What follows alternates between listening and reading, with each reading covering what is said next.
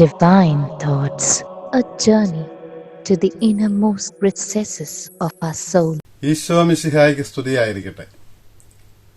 ദനഹാകാലത്തെ മൂന്നാം ഞായറാഴ്ചയും ഈശോയുടെ മാമോദീസ രംഗവും ആ മാമോദീസായെക്കുറിച്ച് അവിടുത്തെ മാമോദീസ മുക്കിയ യോഹന്നാൻ മാംദാന നൽകുന്ന സാക്ഷ്യവുമാണ് യോഹന്നാൻ അറിയിച്ച സുവിശേഷം 1-ാം അധ്യായം 29 മുതൽ 34 വരെയുള്ള വാക്യങ്ങളിൽ നിന്ന് നമ്മൾ വായിച്ച് ധ്യാനിക്കുന്നത്. മിശിഹായ്ക്ക് വഴിയൊരുക്കുവാൻ വന്ന യോഹന്നാൻ മാംദാന ജനത്തിന് പാപമോചനത്തിനുള്ള മാമോദീസ പരികർമ്മം ചെയ്തപ്പോൾ ഈശോയും ആ ജനക്കൂട്ടത്തിന്റെ കൂടെ തന്നെ നിന്ന് മാമോദീസ മുങ്ങുന്ന രംഗം സമവീക്ഷണ സുവിശേഷകന്മാർ രേഖപ്പെടുത്തുന്നുണ്ട്. ആ സന്ദർഭത്തിലാണല്ലോ സ്വർഗം തുറക്കപ്പെട്ടതും ദൈവത്തിന്റെ റൂഹ പ്രാവിന്റെ രൂപത്തിൽ ഈശോയുടെ മേൽ ഇറങ്ങി വന്നതും തുറക്കപ്പെട്ട സ്വർഗത്തിൽ നിന്ന് ഇവനെന്റെ പ്രിയപുത്രനാകുന്നു, ഇവനിൽ ഞാൻ സംപ്രീതനെന്ന് പിതാവായ ദൈവം സാക്ഷ്യപ്പെടുത്തിയതും. ഈ സംഭവത്തെക്കുറിച്ച് ഇതിന്റെ അർത്ഥം യോഹന്നാൻ മാംദാന വ്യക്തമാക്കുന്നതാണ് യോഹന്നാന്റെ സുവിശേഷം 1-ാം അധ്യായത്തിലെ 29 മുതലുള്ള വാക്യങ്ങളിൽ ഇന്ന് നമ്മൾ വായിക്കുന്നത്. യോഹന്നാൻ മാംദാനയ്ക്ക് വ്യക്തമായ ബോധ്യമുണ്ടായിരുന്നു താൻ ആരാണ്, ഈശോയുമായുള്ള ബന്ധം എന്താണ് എന്ന്. അതുകൊണ്ടാണ് യോഹന്നാൻ ആവർത്തിച്ച് പറയുന്നത്, എനിക്ക് മുൻപേ അവൻ ഉണ്ട് എന്ന് ഞാൻ പറഞ്ഞത് ഇവനെക്കുറിച്ചാണ്. കാരണം അനാദി മുതലേ ആദിയിലുണ്ടായിരുന്ന ആ വചനം തന്നെയാണ് മനുഷ്യനായി അവതരിച്ചത് എന്നുള്ളത് യോഹന്നാന് വ്യക്തമായിരുന്നു. അപ്പോൾ ആ സത്യമാണ് യോഹന്നാൻ പറയുന്നത്, എനിക്ക് മുമ്പേ അവൻ ഉണ്ടായിരുന്നു, ഞാൻ വന്നിരിക്കുന്നത് അവന് സാക്ഷ്യം വഹിക്കുവാനാണ്, എന്നെ മാമോദിസ നൽകുവാനായി ദൗത്യവുമായി ഏൽപ്പിച്ച അയച്ച പിതാവായ ദൈവം തന്നെ പറഞ്ഞിരുന്നു, റൂഹ ഇറങ്ങി വന്ന് ആരുടെ മേൽ വസിക്കുന്നുവോ അവനാണ് റൂഹായാൽ സ്നാനം നൽകുന്നവൻ, മാമോദിസ നൽകുന്നവൻ എന്നുള്ളത് ലോകത്തിന് സാക്ഷ്യപ്പെടുത്തേണ്ടത് നീയാണ് എന്ന്. അതുകൊണ്ട് യോഹന്നാൻ പറയുകയാണ്, ഞാനത് കണ്ടു, സാക്ഷ്യപ്പെടുത്തുകയും ചെയ്യുന്നു, ഇവൻ തന്നെയാണ് ദൈവപുത്രൻ എന്നുള്ള സത്യം. യോഹന്നാൻ മാംദാന മനുഷ്യനായി അവതരിച്ച ദൈവപുത്രൻ ഈശോയെ അവതരിപ്പിക്കുന്നത് ലോകത്തിന്റെ പാപം നീക്കുന്ന ദൈവത്തിന്റെ കുഞ്ഞാട് എന്ന് വിശേഷിപ്പിച്ചുകൊണ്ടാണ്. ഇന്നത്തെ സുവിശേഷ ഭാഗം ആരംഭിക്കുന്നത് തന്നെ ആ വിശേഷണത്തോടെയാണ്, ലോകത്തിന്റെ പാപം നീക്കുന്ന ദൈവത്തിന്റെ കുഞ്ഞാട്. ഈശോയെ ചൂണ്ടിക്കാണിച്ചുകൊണ്ട് ഇതാ ലോകത്തിന്റെ പാപം നീക്കുന്ന ദൈവത്തിന്റെ കുഞ്ഞാട് എന്ന് പറയുമ്പോൾ യോഹന്നാൻ മാംദാനയെ ശ്രവിച്ചിരുന്ന ഇസ്രായേൽ ജനത്തെ സംബന്ധിച്ച്, യഹൂദ ജനതയെ സംബന്ധിച്ച് പഴയ നിയമത്തിലെ ഒരു നിര കുഞ്ഞാടുകളുടെ ചിത്രം മനസ്സിൽ വരുമായിരുന്നു. സഭാപിതാവായ അംബ്രോസ് പറയും, അവരേറ്റവും ആദ്യം ചിന്തിച്ചത് ആബേലിന്റെ ബലിയെക്കുറിച്ചാകണം. നിർമ്മലനും നിഷ്കളങ്കനുമായി ആബേൽ ദൈവത്തിന് അർപ്പിച്ച ആ ശുദ്ധമായ ബലി കുഞ്ഞാടായിരുന്നല്ലോ. അപ്പോൾ അതിനെയാണ് സൂചിപ്പിക്കുന്നത്. അതിനെ ഈ യഹൂദരുടെ, യോഹന്നാൻ മാംദാനെ കേട്ടിരുന്നവരുടെ മനോമുകുരത്തിലേക്ക് ആ ചിത്രം വന്നു കാണണമെന്നാണ് സഭാപിതാവായ അംബ്രോസ് പറയുന്നത്. എന്നാൽ ആഗസ്തിനോസ് പിതാവിന്റെ അഭിപ്രായത്തില് ഈ പ്രവചനം അല്ലെങ്കിൽ ഈ പ്രസ്താവന, ഈശോ ലോകത്തിന്റെ പാപം നീക്കുന്ന ദൈവത്തിന്റെ കുഞ്ഞാടാണ് എന്ന് പറയുന്ന പ്രസ്താവന ഉൽപ്പത്തി പുസ്തകത്തിൽ 22-ാം അധ്യായത്തിൽ വിവരിക്കുന്ന അബ്രാഹിം ഇസ്ഹാക്കിനെ ബലികഴിക്കാൻ തയ്യാറാകുമ്പോൾ ദൈവത്തിന്റെ ദൂതൻ പ്രത്യക്ഷപ്പെട്ട് അത് തടഞ്ഞുകൊണ്ട് ദൈവത്തിന്റെ കുഞ്ഞാടിനെ നൽകി. ഉൽപ്പത്തി പുസ്തകം 22-ാം അധ്യായം 13-ാം വാക്യത്തിൽ നമ്മൾ കാണുന്നുണ്ട്, അവിടെ മുൾപ്പടർപ്പുകളിനിടയിൽ കൊമ്പുടക്കി കിടന്നിരുന്ന ആ കുഞ്ഞാടിനെ, ആ കുഞ്ഞാടിനെയാണ് ഈ യോഹന്നാൻ മാംദാനയുടെ പ്രസ്താവന ഇസ്രായേൽ ജനത്തിന്റെ മനസ്സിൽ കൊണ്ടുവന്നത് എന്ന് ആ സഭാപിതാവായ ആഗസ്തിനോസ് പറയും.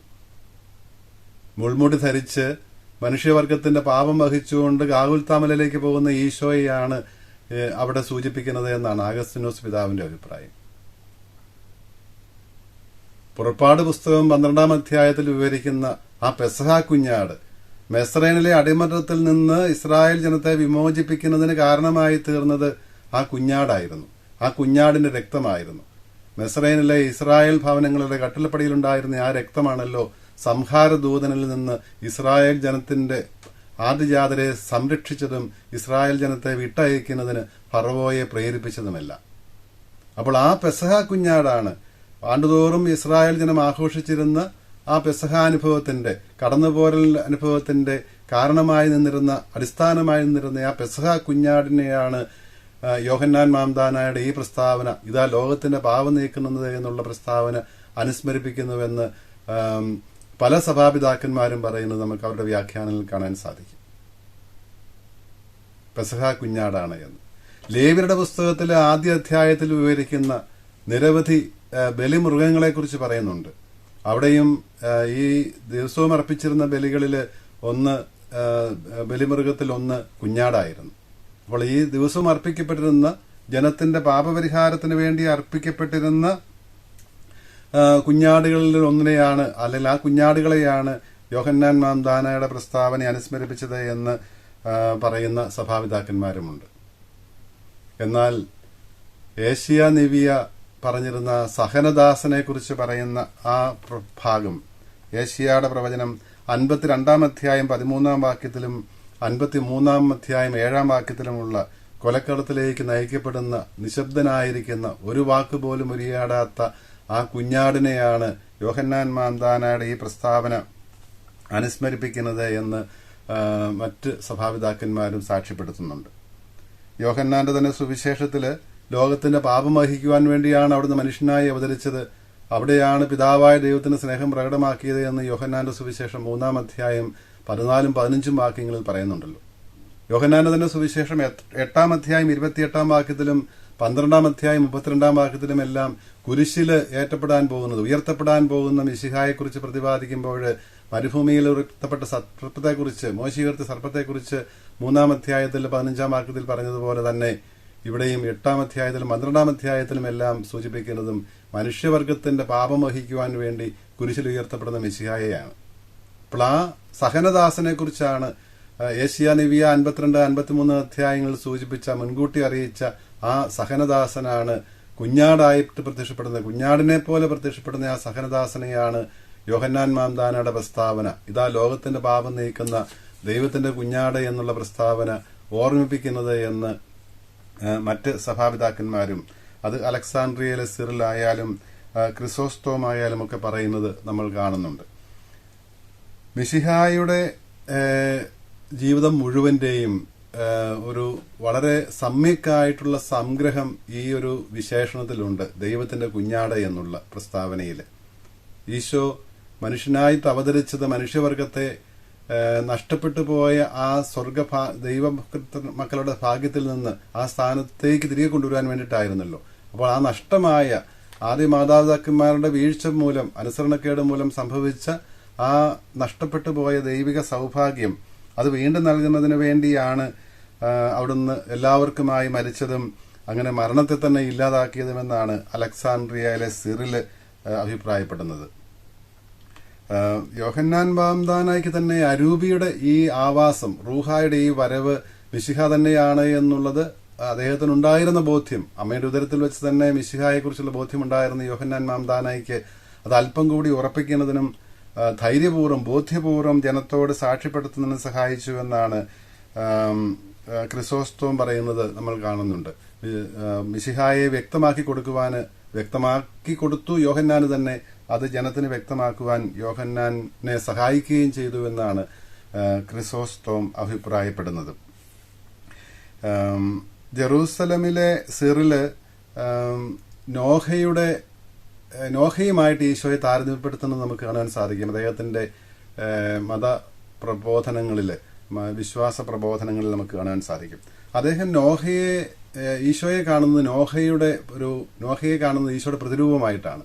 അപ്പോൾ ഈ മിശിഹായിൽ സാധ്യമായതെല്ലാം നോഹയിൽ മുൻകൂട്ടി അവതരിപ്പിക്കപ്പെട്ടു എന്നാണ് ജെറൂസലമിലെ സിറിൽ പിതാവ് പറയുന്നത്.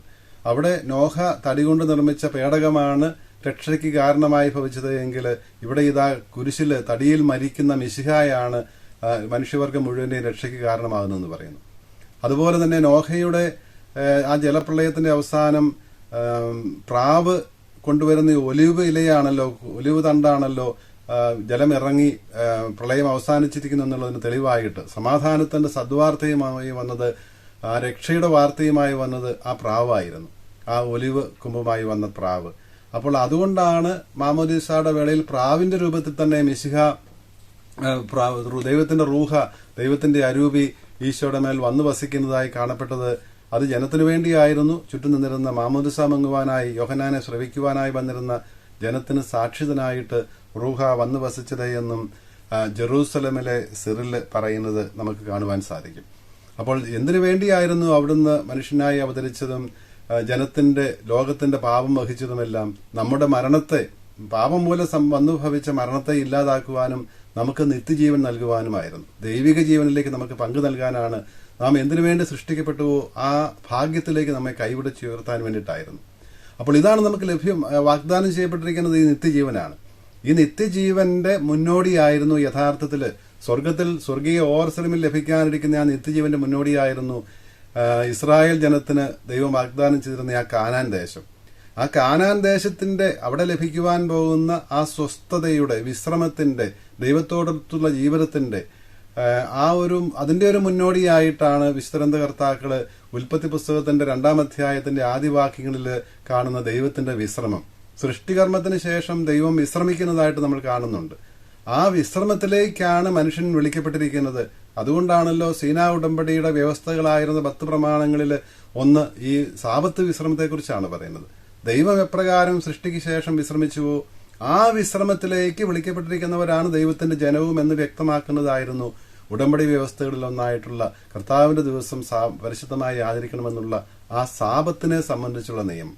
ഈ സാബത്തിന്റെ വിഷയം തന്നെയാണ് ഹെബ്രായ ലേഖകൻ പുതിയ നിയമത്തിലെ ആദ്യത്തെ വായനയില് 4-ാം അധ്യായത്തിലെ ആദ്യത്തെ വാക്യങ്ങളിൽ യഥാർത്ഥത്തിൽ 3-ാം അധ്യായം 16-ാം വാക്യം മുതൽ 3-ാം അധ്യായത്തിന്റെ അവസാന ഭാഗം മുതൽ തന്നെ ഹെബ്രായ ലേഖകൻ ഈ വിശ്രമത്തെക്കുറിച്ച് പറഞ്ഞു തുടങ്ങിയിരുന്നു. അതായത് ദൈവം ഇസ്രായേൽ ജനത്തിന് വാഗ്ദാനം ചെയ്തിരുന്നത് കാനാൻ ദേശത്ത് വാഗ്ദത്ത ഭൂമിയിലെ വിശ്രമം, ആ വിശ്രമം യഥാർത്ഥത്തിൽ മിശിഹായിൽ സാധ്യമാകാനിരുന്ന അവിടുത്തെ സഹനമരണോത്ഥാനങ്ങളിലൂടെ ലോകത്തിന്റെ പാപം വഹിക്കുന്നതിലൂടെ ദൈവത്തിന്റെ കുഞ്ഞാടായ മിശിഹ നമുക്ക് നൽകുവാനിരിക്കുന്ന രക്ഷയെയാണ്, നിത്യജീവനെയാണ് സൂചിപ്പിക്കുന്നതെന്ന് പിതാക്കന്മാർ പറയും. അപ്പോൾ അതിന്റെ സൂചന ആയിട്ടാണ് ഹെബ്രായ ലേഖകൻ പറയുന്നത്, എന്തുകൊണ്ടാണ് ഇസ്രായേൽ ജനത്തില് ജോഷുവായും അദ്ദേഹത്തിന്റെ ഒരു സഹപ്രവർത്തകനും ഒഴിച്ച് കാലിബും ഒഴിച്ച് മറ്റാർക്കും കാനാൻ ദേശത്ത് യാത്ര ആരംഭിച്ചതിൽ മറ്റാർക്കും പ്രവേശിക്കാൻ സാധിക്കാതെ പോയത്? ആ തലമുറയിൽപ്പെട്ട ആർക്കും 40 വർഷക്കാലം നീണ്ടയായ യാത്രക്കിടയിൽ അവരെല്ലാവരും തന്നെ മരിച്ചുപോയി. ജോഷുവായ്ക്ക് പുതിയ തലമുറയെയാണ്, യാത്ര പുറപ്പെട്ട തലമുറയല്ല, അതിനുശേഷം ജനിച്ച തലമുറയെയാണ് ജോഷുവ വാഗ്ദത്ത നാട്ടിലേക്ക് പ്രവേശിപ്പിക്കുന്നത്. എന്തായിരുന്നു ആ ജനത്തിന് സംഭവിച്ച പ്രശ്നം? അനുസരണക്കേടായിരുന്നു. അതിനെക്കുറിച്ചാണ് പഴയ നിയമത്തിലെ ആദ്യത്തെ വായനയിലെ സംഖ്യയുടെ പുസ്തകം നമ്മൾ 11-ാം അധ്യായത്തിലെ ആദ്യത്തെ വാക്യങ്ങൾ കാണുന്നത്. ദൈവത്തിനെതിരെ പിറുപിറുക്കുന്ന, മോശയ്ക്കെതിരെ പിറുപിറുക്കുന്ന ജനത്തെയാണ് നമ്മൾ കാണുന്നത്. ഈ മന്ന കഴിച്ച് മടുത്തു ഞങ്ങൾ, ഈജിപ്തിലെ ഇറച്ചിച്ചട്ടിയായിരുന്നു ഇതിലും ഭേദമെന്ന് പറയുന്ന ആ ജനത്തിന്റെ പരാതി. അപ്പോൾ ആ പരാതി, ദൈവത്തിനെതിരെയും മോശയ്ക്കെതിരെയും പരാതിപ്പെടുന്ന ആ അനുസരണക്കേടാണ് യഥാർത്ഥത്തിൽ ദൈവം വാഗ്ദാനം ചെയ്തിരുന്ന കാനാൻ ദേശത്തെ വിശ്രമത്തിലേക്ക് പ്രവേശിക്കുവാൻ അവർക്ക് തടസ്സമായി നിന്നത്. ഹെബ്രായ ലേഖകൻ പറയുകയാണ്, ആ അപകടം നമുക്ക് സംഭവിക്കരുത്. ഇസ്രായേൽ ജനം പ്രവേശിക്കാൻ സാധിക്കാതെ പോയത് ഇപ്രകാരം ദൈവത്തിന്റെ വചനം അനുസരിക്കാതിരുന്നത് കൊണ്ടാണ്. അതുകൊണ്ടാണ് മോശയുടെ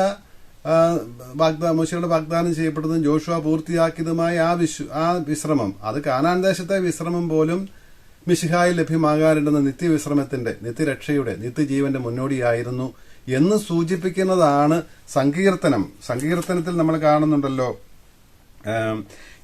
95-ാം സങ്കീർത്തനത്തില് 7-8 വാക്യങ്ങൾ നമ്മൾ കാണുന്നുണ്ട്.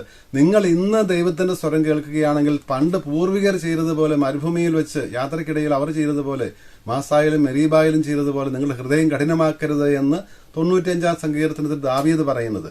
യോശുവ ജനത്തെ വാഗ്ദത്ത നാട്ടിൽ പ്രവേശിപ്പിച്ച് 2 നൂറ്റാണ്ടൂടെ കഴിഞ്ഞിട്ടാണ് ദാവീദ് ജീവിക്കുന്നതും പ്രവർത്തിക്കുന്നതും പ്രവചിക്കുന്നതുമല്ല. അദ്ദേഹം പറഞ്ഞു, ഇന്ന് നിങ്ങൾ ദൈവത്തിന്റെ സ്വരം കേൾക്കുകയാണെങ്കിൽ നിങ്ങൾ ഹൃദയം കഠിനമാക്കരുത്. അപ്പോൾ ദൈവത്തിന്റെ സ്വരം അനുസരിച്ച് ജീവിക്കുകയാണ് ഈ ജീവൻ പ്രാപിക്കാനുള്ള, ദൈവം വാഗ്ദാനം ചെയ്ത വിശ്രമത്തിലേക്ക്, നിത്യവിശ്രമത്തിലേക്ക്, ജീവനിലേക്ക് പ്രവേശിക്കാനുള്ള വഴിയെന്ന് സങ്കീർത്തകൻ പറഞ്ഞിരുന്നു. അക്കാര്യം ഹെബ്രായ ലേഖകൻ ഉദ്ധരിക്കുന്നുണ്ട് ഈ 4-ാം അധ്യായത്തിൽ. ഇന്ന് എന്ന് പറയുന്നത് യഥാർത്ഥത്തിൽ ഈശോയിൽ പൂർത്തിയായ ആ രക്ഷയുടെ, കൃപയുടെ കാലമാണ്, കൃപയുടെ ദിനമാണ് എന്ന് ഹെബ്രായ ലേഖകൻ സൂചിപ്പിക്കുകയാണ്.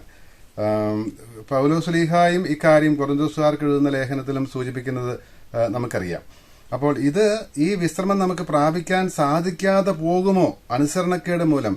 ഇസ്രായേൽ ജനം അന്ന് അവരോട് ദൈവം അറിയിച്ച വചനം, മോശയിലൂടെ അറിയിച്ച വചനം പാലിക്കാതിരുന്നതുകൊണ്ട് അവർക്ക് പലർക്കും പ്രവേശിക്കാൻ സാധിച്ചില്ല. അതുപോലെ ഇന്ന് ഈ അവസാന നാളിൽ അന്ന് പ്രവാചകരിലൂടെ സംസാരിച്ച ദൈവം ഇന്ന് പുത്രനിലൂടെ സംസാരിച്ചിരിക്കുന്നു. ആ പുത്രന്റെ ജീവിതവും അവന്റെ സഹന ബലിയും ഒന്നും മനസ്സിലാക്കാൻ സാധിക്കാതെ, അതിനോട് ഭാവാത്മകമായി പ്രതികരിക്കാതെ, അനുസരിക്കാതെ പോയാൽ നമുക്കും വിശ്വസിക്കാൻ ആരംഭിച്ച് നമുക്കും ഈ വിശ്രമം ലഭിക്കാതെ പോയേക്കാം എന്നൊരു ഭയമാണ് ഹെബ്രായ ലേഖകൻ അവിടെ പ്രസ്താവിക്കുന്നത്. അപ്പോൾ എന്താണ് മിശിഹ? ലോകത്തിന്റെ പാപം നീക്കുന്ന ദൈവത്തിന്റെ കുഞ്ഞാടായ മിശിഹ നമ്മുടെ രക്ഷ സാധിച്ചിരിക്കുന്നു. അവിടുത്തെ ഏകവും നിത്യവുമായ ബലിയിലൂടെ സാധിച്ചിരിക്കുന്നു. ഈ രക്ഷയാണ് നമുക്ക് അവിടുന്ന് വിശ്വസിക്കുമ്പോൾ, അവിടുന്ന് നമുക്ക് നൽകുന്ന ഈ ദിവ്യ ബലിയിൽ, നിത്യ ഏകവുമായ ബലിയിൽ പങ്കുചേരുമ്പോൾ, അവിടുത്തെ തിരുശരീര രക്തങ്ങൾ ഉൾക്കൊള്ളുകയും ആ ജീവിതം, ആ ബലിയുടെ ജീവിതം നമ്മൾ നയിക്കുകയും ചെയ്യുമ്പോൾ, നിശ്ചയമായും അവിടുത്തെ വചനമനുസരിച്ച് ജീവിക്കുമ്പോൾ നമുക്കും നിശ്ചയമായും ഈ സ്വർഗഭാഗ്യം, സ്വർഗത്തിലെ വിശ്രമം ലഭിക്കുക തന്നെ ചെയ്യും. അത് നമുക്ക് നഷ്ടമാകരുത് എന്നാണ് ഹെബ്രായ ലേഖകൻ നമ്മെ ഓർമ്മിപ്പിക്കുന്നത്. നമ്മൾ ഈ കാലത്ത് ചൊല്ലുന്ന തേഡോറിന്റെ അനാഫറയിൽ, കുദാശക്രമത്തിലെ 4ാമത്തെ പ്രണാമ ജപത്തില് ഇന്നത്തെ ഈ സുവിശേഷത്തെയും വായനകളെയും എല്ലാം അനുസ്മരിപ്പിക്കുന്ന മനോഹരമായ ഒരു പ്രാർത്ഥനയുണ്ട്. ആ പ്രാർത്ഥന കൂടി കണ്ടുകൊണ്ട് നമുക്ക് ഈ വിചിന്തനം അവസാനിപ്പിക്കാം. പ്രാർത്ഥന ഇപ്രകാരമാണ്. 4ാമത്തെ ഗേഹന്തായില്, 4ാമത്തെ പ്രണാമ ജപത്തില്, ഇപ്പോൾ ഈ കാലത്ത് നമ്മൾ ചൊല്ലുന്ന തേഡോറിന്റെ അനാഫറയിലാണ്. ഇപ്രകാരമാണ് 2ാമത്തെ ഖണ്ഡിക പ്രാർത്ഥന ആരംഭിക്കുന്നത്. ലോകത്തിന്റെ പാപം നീക്കുന്ന ദൈവകുഞ്ഞാടിന്റെ രഹസ്യമാകുന്ന സജീവവും പരിശുദ്ധവും സ്വീകാര്യവുമായ ഈ ബലി നുറുങ്ങിയ ഹൃദയത്തോടും എളിയ ആത്മാവോടും കൂടെ അങ്ങയുടെ മഹനീയ തൃത്വത്തിന് മുൻപാകെ ഞങ്ങൾ അർപ്പിക്കുന്നു.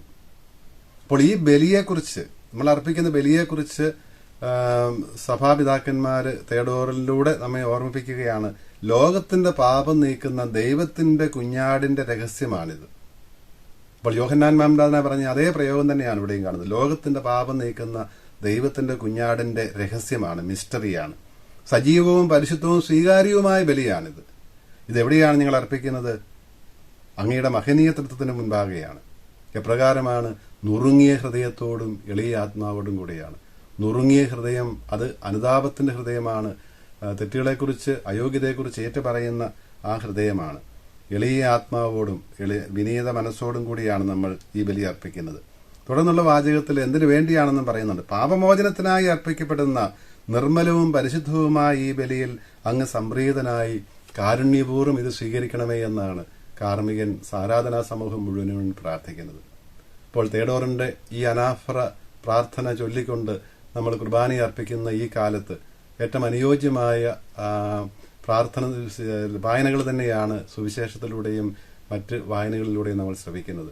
ഇവയുടെ അർത്ഥം മനസ്സിലാക്കി ബലിയർപ്പിക്കുവാനും ദൈവം നമുക്ക് വാഗ്ദാനം ചെയ്തിരിക്കുന്ന ആ നിത്യവിശ്രമം, നിത്യജീവനിൽ പങ്കുചേരുവാനും നമുക്ക് സാധിക്കട്ടെ. ദൈവം അനുഗ്രഹിക്കട്ടെ.